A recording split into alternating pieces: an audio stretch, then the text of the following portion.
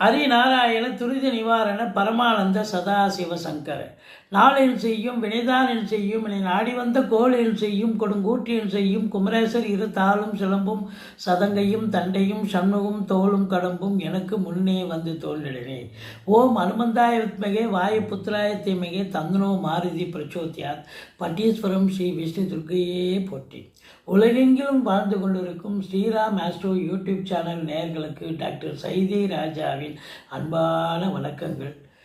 எங்களுடைய வீடியோ பார்த்து கொண்டிருக்கும் அன்பர்கள் இதுவரைக்கும் சப்ஸ்கிரைப் செய்யாதவர்கள் சப்ஸ்கிரைப் செய்து கொள்ளும்படி கேட்டுக்கொள்கிறோம். இந்த எபிசோடில் ஒரு வித்தியாசமான தலைப்பை பார்க்க போகிறோங்க. அதாவது ராசி அடிப்படையில் தான் பலன்களை சொல்லிகிட்ருக்கோம், பார்த்துட்ருக்கீங்க. ஆனால் இதில் லக்ன அடிப்படையில் பலனை சொல்ல போகிறோம்.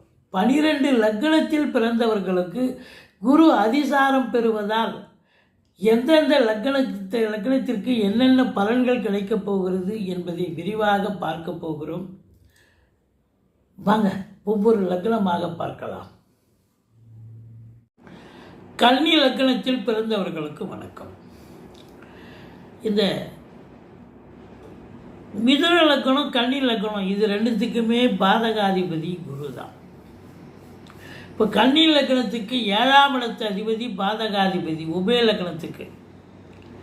அப்போ பாதகாதிபதி உச்சம் பெறலாமா? உச்சம் பெற்று 11ஆம் இடத்துல தான் இருக்கார். 11ஆம் இடத்துல எந்த ஒரு கிரகமும் இருந்தாலும் நல்லதே செய்யும்னு சொல்லியிருக்கோம்.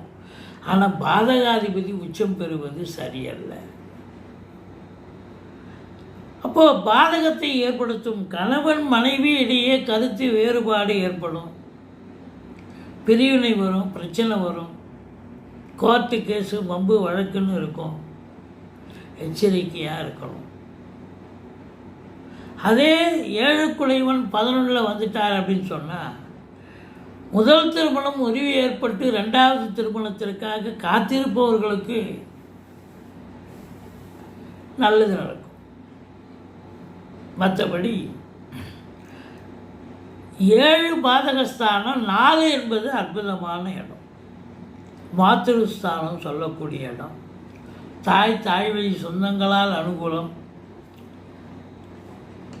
அசையா சொத்துக்கள் மூலம் வருமானம், லாபஸ்தானத்தில் இருக்காரு இல்லையா. அதனால் 4 குடையவன் லாபத்தில் இருக்கிறது சிறப்பு.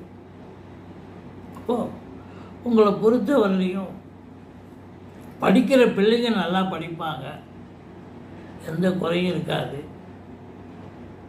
வீடு, அசையா சொத்துக்கள், வீடு மனை இது போல் விஷயங்கள் உங்களுக்கு அனுகூலத்தை தரும்.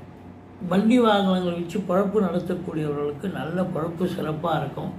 படிக்கிற பிள்ளைகள் நல்லா படிப்பாங்களா? நல்லா படிப்பாங்க. குரு பார்வை பாருங்கள். குரு புத்திரக்காரகன், அவர் 5ஆம் இடத்தை பார்க்குறார்.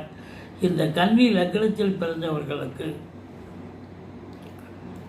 மருத்துவத்தின் உதவியோடு ஒரு 5 வருஷமாக குழந்தை இல்லை அப்படின்னு சொல்லக்கூடிய, 10 வருஷமாக இல்லைன்னு சொல்லக்கூடியவர்களுக்கு குழந்தை பாக்கியம் கிடைப்பதற்கான ஒரு காலகட்டம். குலதெய்வத்தின் அனுகிரகம் கண்டிப்பாக உண்டு. சீட்டாட்டம், ரேசி, லாட்ரி, ஸ்பெகுலேஷன், ஷேர் மார்க்கெட் போன்றவற்றில் ஈடுபாடு உள்ளவர்களுக்கு சந்தோஷமாக இருப்பீங்க. உச்சம் பெற்ற குரு 7ஆம் இடத்தை பார்க்குறார். பாதகாதிபதி பாதகஸ்தானத்தை பார்க்குறார். அப்போது கணவன் மனைவியிடையே இருந்து வந்த பிரச்சனைகள் அகலுமா என்று சொன்னால் அதிகமாக தான். எச்சரிக்கையாக இருக்கணும். மற்றபடி இந்த 4ஆம் இடத்தை குரு பார்க்கறது வீடு வாசல் இதெல்லாம் வாங்க முடியும். வண்டி வாகனங்கள் புதுசாக கூட வாங்க முடியும். இந்த 4 குடையவன் உச்சம் அடைவார். ஆனால் 3ஆம் இடத்தை பார்க்குறார். உச்சம் பெற்று 3ஆம் இடத்தை பார்க்குறார்.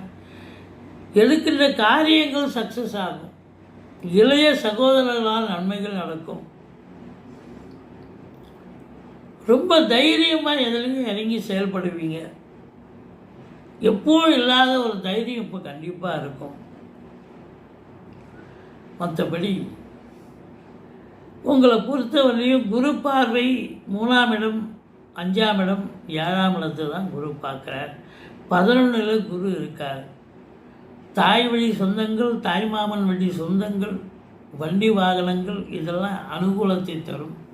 அசையா சொத்துக்கள் அனுகூலத்தை தரும். குலதெய்வத்தின் மூலம் நல்லது நடக்கும். குலதெய்வத்தினுடைய அனுகிரகம் கிடைக்கும். மற்றபடி உங்களுக்கு கணவன் மனைவி இடையே இருந்து வந்த பிரச்சனைகள் அகலுமா என்று சொன்னால் உங்கள் தசா புத்தி சிறப்பாக இருந்தால் தான் அது கைகூடி வரும். இல்லைன்னு சொன்னால் கணவன் மனைவியை பிரிச்சிடும்.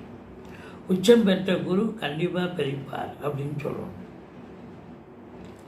இந்த கன்னி லக்னத்தில் பிறந்தவர்களுக்கு இந்த குரு அதிசாரம் பெறுவது உபய லக்னத்துக்கே பெரும்பாலும் 7க்குடையவன் உச்சம் பெறுவது சிறப்பல்ல. அது உச்சம் அடைகிறார்.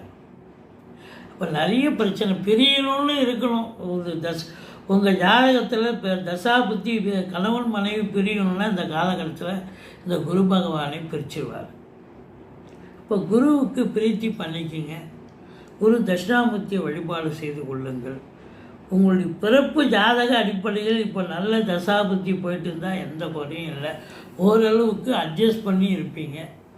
ஆனால் ஒரு குரு புத்தியே நடக்குதுன்னு வைங்க, தசாபுத்தி தசை நடந்து குரு புத்தியாக இருந்தால் இன்னும் மோசம்.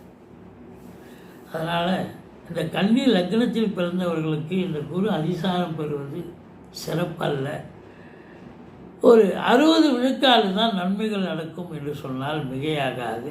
எங்களுடைய வீடியோ பிடிச்சிருந்தால் லைக் பண்ணுங்கள், ஷேர் பண்ணுங்கள், சப்ஸ்கிரைப் பண்ணுங்கள். மறக்காமல் சப்ஸ்கிரைப் பண்ணுங்கள். நன்றி. வாழ்க வளமுடன்.